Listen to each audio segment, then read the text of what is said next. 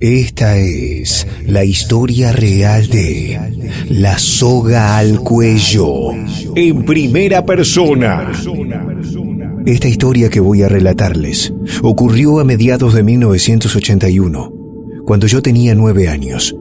Soy hijo único y mi madre falleció en mi parto, por lo tanto solo la tuve en fotos. No tengo recuerdo de ella, siempre estuvo viva en los relatos y vivencias que me contaba mi papá. Mi padre, un hombre con mirada triste, a quien varias noches encontré desvelado, a oscuras, llorando, sentado en la silla de la cocina, mirando por la ventana que daba a la calle Subiría, mientras se fumaba un Le Mans. Les cuento todo con lujo de detalles, porque mientras lo recuerdo, lo revivo. En 1981, mi papá recibió otro golpe de la vida.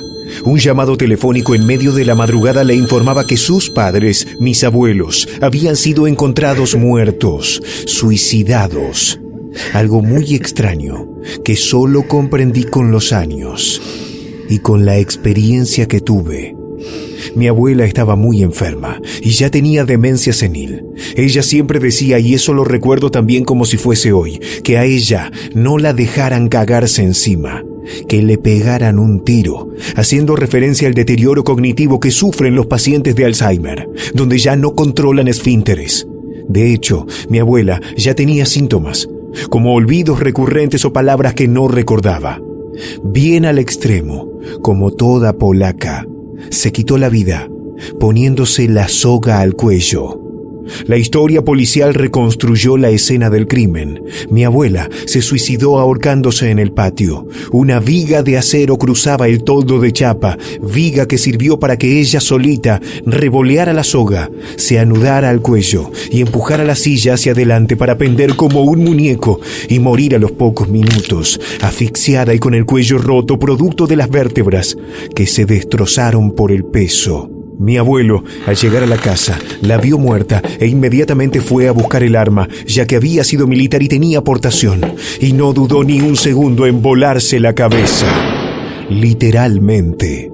Encontraron su cuerpo desparramado a los pies de mi abuela. La cabeza de mi abuelo era una masa de carne y sangre estallada contra la pared. Los investigadores encontraron luego huellas y marcas en los tobillos de mi abuela, lo que les hizo asegurarle a mi papá que mi abuelo se pegó el tiro con la mano derecha, mientras que abrazaba con su brazo izquierdo las piernas ya muertas de mi abuela. Una escena de película de terror. El terror real vino después, cuando mi papá heredó la casa y propuso que nos mudáramos ahí. De más está decir que yo en ese momento, con 9 años, no conocía todos estos detalles, que supe mucho después. La historia que mi papá me había contado era que los abuelos se habían ido de viaje y no volverían por un largo tiempo. Ni siquiera sabía que estaban muertos, y menos en esa circunstancia. Las primeras noches fueron raras, frías, había una especie de tensa calma. Siendo un chico, yo sabía que algo malo había pasado ahí. No sé cómo explicarles, pero tenía esa certeza. Recuerdo la madrugada que me desperté sobresaltado. Yo dormía boca abajo y sentía como unas gotas espesas y frías caían en mi nuca. De hecho, me toqué con los dedos y olí la podredumbre más asquerosa de mi vida. Me di vuelta casi en cámara lenta y cuando quedé boca arriba, una de esas gotas cayó adentro de mi boca, dándome arcadas que casi me llevan al vómito. Me corrí a un costado y encendí el velador para ver la imagen que aún hoy me atormenta por las noches. El cuerpo colgante de mi abuela, con los ojos abiertos y su mandíbula desencajada, se movía como un péndulo gigante y de su boca caían esos gotones espesos de saliva y sangre podrida que habían entrado en mi boca. Cuando de repente la viga de madera del techo de mi cuarto cedió y el cuerpo de mi abuela cayó sobre mí con tanta fuerza que aunque puse las manos, me fracturó ambas muñecas. El grito de dolor que pegué se debe haber escuchado a 10 cuadras a la redonda, porque no solo vino mi padre,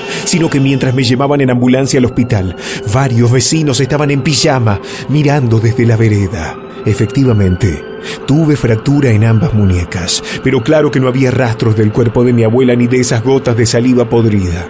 Yo le conté a mi padre lo que había visto Y recuerden que para ese entonces yo no conocía realmente lo que había pasado, así que mi padre solo se puso a llorar y llamó a un cura. El sacerdote bendijo la casa y le dijo a papá que las almas de mis abuelos habían quedado atrapadas ahí. Claro, esto lo supe mucho después. Al volver a la casa, mi papá decidió que yo durmiera con él en la otra habitación. También de madrugada, me despertaba bastante seguido. El sonido de un arma rompía el silencio de la habitación. Se escuchaba como cargaban un revólver y lo gatillaban alrededor de la cama. Cuando las pupilas se me adaptaron a la oscuridad, pude ver la figura de un hombre con uniforme que se acercaba a mi papá y le apuntaba a la cabeza y gatillaba varias veces sin salir la bala. Les juro que no podía gritar, era como una parálisis de sueño.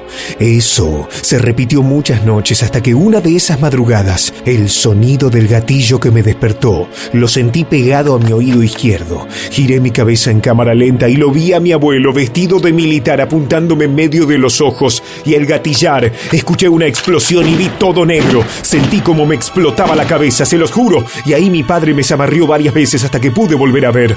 Cuando le relaté todas estas imágenes, mi padre otra vez se puso a llorar y llamó al sacerdote, que esta vez le pidió a mi papá que nos mudáramos urgente de la casa, que algo malo había ahí. Insisto, yo no conocía nada de la verdad sobre la muerte de mis abuelos. Mi papá armó las valijas y me llevó a la casa de un amigo de él, Rubén. En ese momento era el amigo de mi papá. Hoy, Rubén es mi segundo padre, porque la noche en que mi viejo me dejó con Rubén fue la última noche en la que lo vi. Al salir de Avenida Eva Perón e intentar tomar General Paz, un camión con acoplado que perdió por accidente parte de su carga metalúrgica perdió el control e impactó de frente con el Peugeot de mi papá. También supe de grande que mi viejo murió en el acto. Eran muchos golpes juntos. Todo lo supe por Rubén, que me crió hasta mis 22. Cuando yo decidí irme de su casa, Rubén también me contó que con mi papá fueron amigos desde el jardín de infantes, que cuando tenían 17 años, mi papá se había vuelto fanático del juego de la copa y que vivían invocando espíritus, que cuando mi viejo tuvo 25 años, realizó un mal negocio con unos tipos bravos de mataderos, que le exigían la guita que mi papá había perdido, porque si no, lo iban a boletear, y que según Rubén, mi viejo pactó con entidades a través de la copa para que lo ayudaran. Esa misma semana, mi papá ganó la Lotería Nacional y cobró dinero de hoy, unos 2 millones de pesos. Con ese dinero pagó la deuda y pudo comprarle la casa a sus viejos, a mis abuelos. Me contó Rubén que desde ese día una maldición recayó en toda la gente que amaba a mi papá. Primero mi madre, que murió en el parto cuando yo nací. Después mis abuelos, que producto de vivir en esa casa, tuvieron ese final tan espantoso, y que según lo que mi papá creía, la próxima víctima de esa maldición sería yo.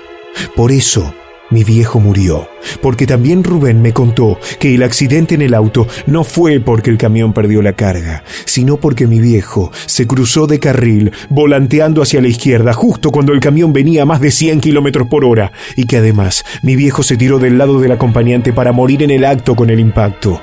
Mi viejo dio la vida por mí para cortar la maldición.